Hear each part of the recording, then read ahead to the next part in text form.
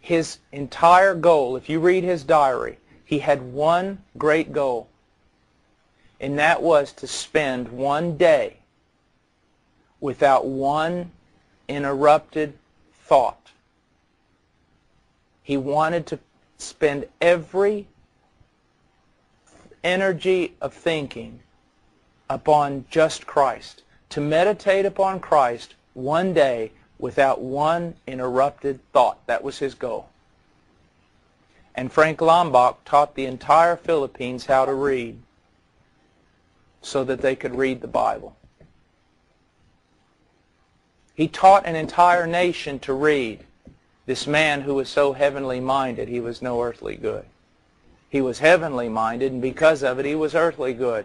Christ was heavenly minded, therefore he was earthly good. We are called, Colossians 3, to do the same thing. Set our mind on things above, not on things on this earth. And you will be earthly good. Now, Matthew Henry writes, "There is always joy in heaven. God rejoiceth in all his works, but particularly in the works of his grace.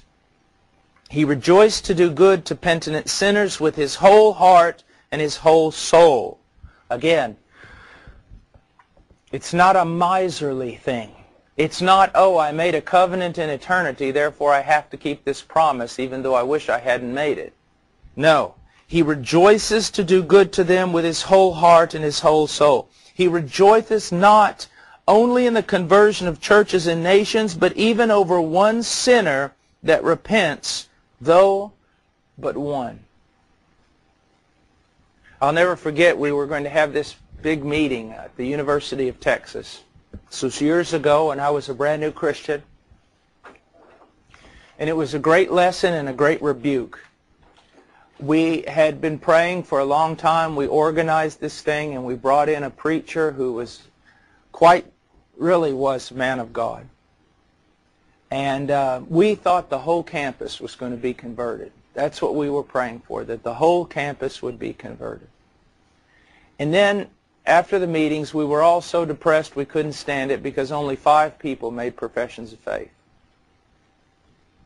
And we were so discouraged that for a few days we didn't even follow up on them. It's like the whole thing was a failure. And then a dear friend of mine, Mike Martin, who's now a doctor in Tulsa, he came in and he was almost red hot with anger. He said, "Look at us. We're pitiful. We're just pitiful. 5 people claim to be converted in that, and we despise it. Because the whole campus didn't get converted, we're angry. Yet we won't even visit the 5. You know, and it was a rebuke to all of us. God rejoices over one person being converted. We should do the same. We should do the same. I want us to look at Edward Payson here, and this is where we finish